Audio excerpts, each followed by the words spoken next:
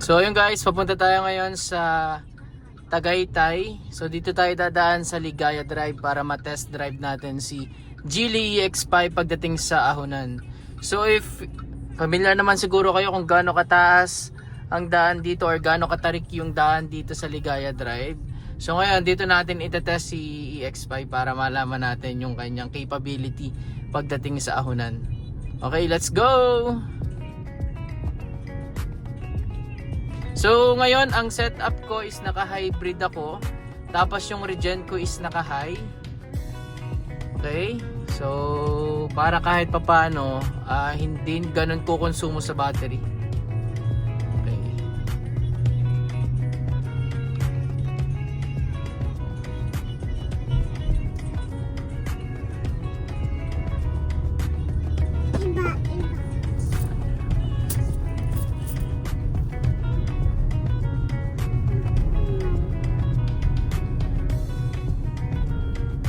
So yun guys, dito sa Ligaya Drive kasi meron ditong 3 stage or 4 stage na sobrang tarik talaga. And hindi siya basta matarik. So yung pagka paahon niya is pa-curve pa. So talagang ito-challenge natin and ito-test or matetest talaga dito si Geely EX5 EMI. Okay? So ngayon nga pala gumagamit ako ng stand cam. So baka isipin nyo kasi hawak ko yung phone, hindi. May stand cam ako na nakakabit dito sa may likod na upuan ko. Okay, so hindi lang tayo maka-overtake kasi yellow lane, ang bagal ng nasa harapan natin.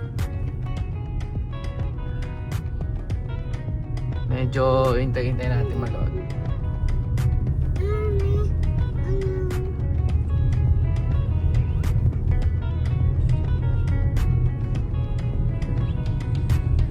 So naka self drive nga pala tayo kasi kung mapapansin nyo yung battery natin is 0% or 0 kilometers na, kaya in-on ko na siya para nagcha-charge siya while using yung ating gasolina since naka-hybrid nga tayo.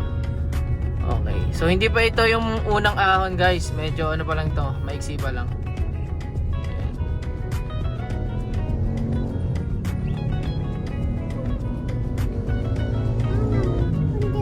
So hindi lang tayo maka-overtake dito sa nasa harapan kasi medyo delikado pa kasi curve. Okay.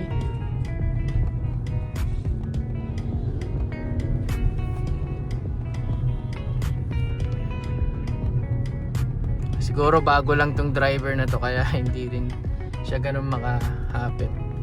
Pero okay lang yan. Kailangan pa rin maingat. Ayan, medyo tumatabi na siya. Kaso pa rin tayong pagbigyan. Okay lang yan.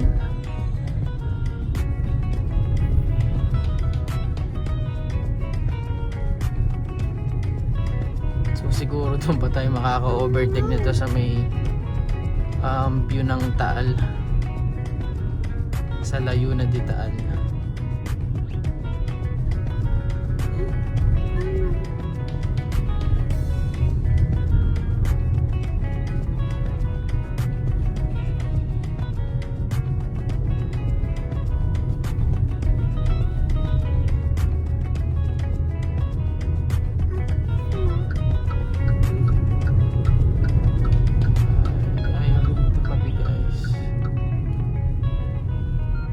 So ito medyo paahon na rin yung daan na to. So konting piga pa lang ako, 27. Okay.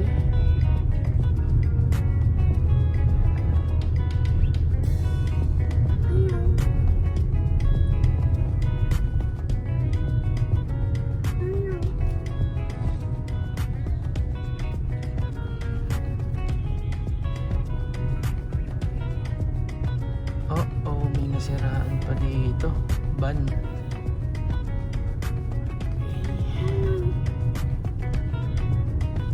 So yan, ito medyo matarik na tong part na to na mahaba. Okay, so hindi ko lang mapiga ng sobra kasi meron tayong sasakyan sa unahan. Okay, pero konti lang yung piga natin pero hindi siya nahihirapan.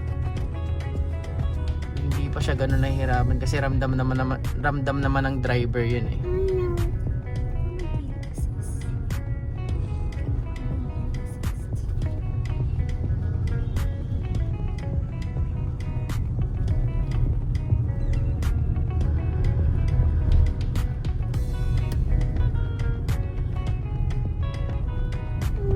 Medyo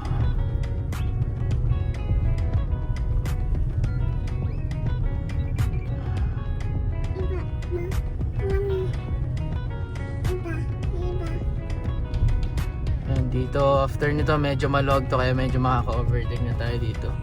Sana walang mga nakapark kasi dito maraming tumatambay dito sa part na to kasi dito yung open na view ng Taal Volcano. Okay?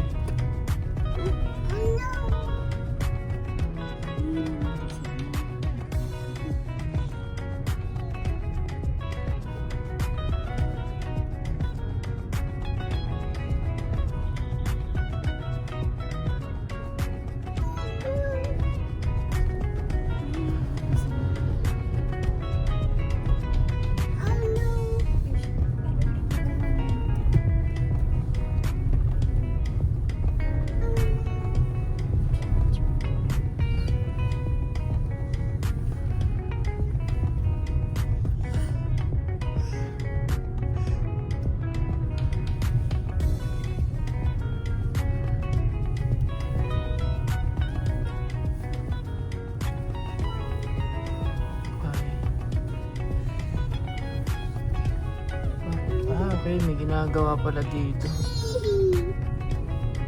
Hindi pa lang makaka-overtake lalo. So yun guys, sa mga dumadaan ng Ligaya Drive, may ginagawa palang daan dito sa part na to. Yan. Pero hindi naman ganun kahaba. So yun, makaka-overtake na tayo dito. Okay, sa wakas overtake din tayo dun. Ito na guys yung level 1 ng Matarik or yung mataas na daan. Yan. So yan. Okay, ito 0.5 pa lang to guys, 0.5. Okay? Uy! Suabe. Ito yung mataas. Ito yung level 1 na Matarik na part. Okay? Uy, grabe ang smooth. Ang smooth naman nun guys. Okay. Walang kahirap-hirap guys, naka-hybrid na setup ako. Tapos high yung regen natin. Yan. So ito na yung layo na di Taal. Okay.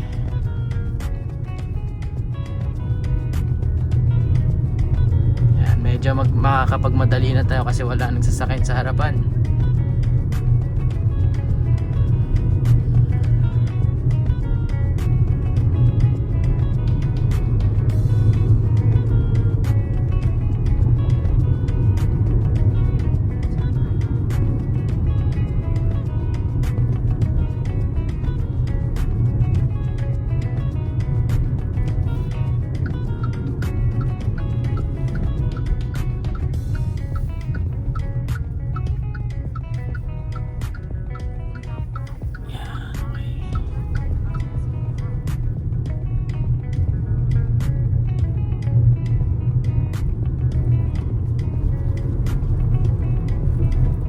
So dito medyo patag pa yung daan dito.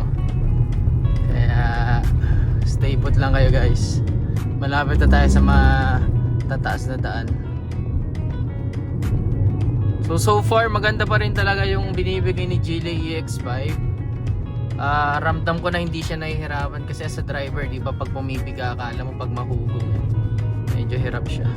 So ito dito so far wala pa. Pero let's see doon sa pinakamataas na part ng Ligaya Drive. So I think wala pang nakakapag road test sa Ligaya Drive na Geely EX5 eh.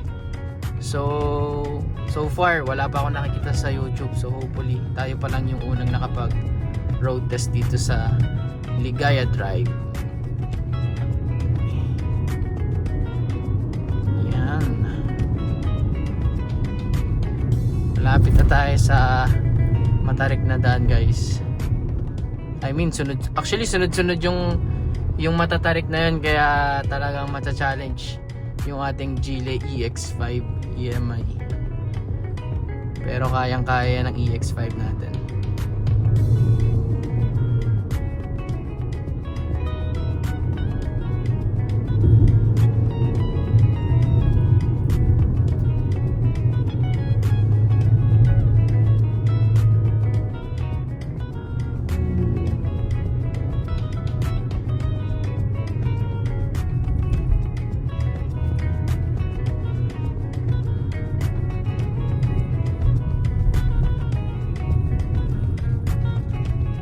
So ayan, ito yung unang pataas na curve. Ay, actually pangalawa na to, pero mas mataas to. Okay. Uy, suwabe. Guys, konti lang yung piga ko nito, pero hindi siya nahihirapan. Hindi rin siya mahugong.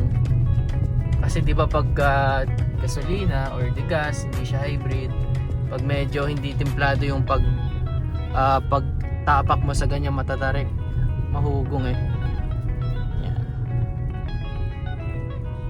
So ito pataas din to. Itong part na to. Okay. Suwabe.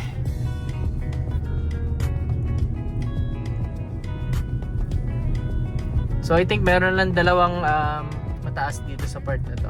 Dalawa na lang.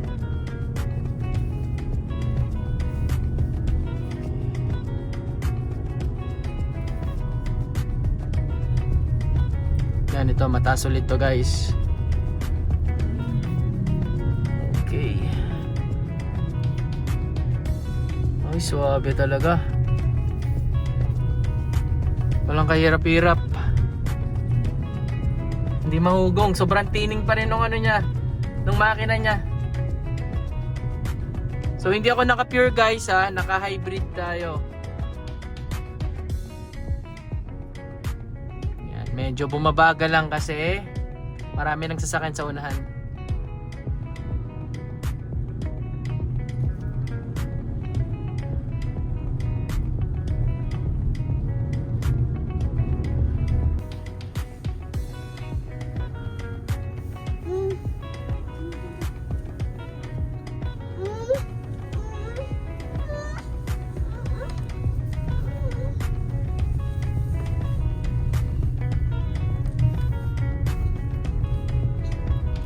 Okay.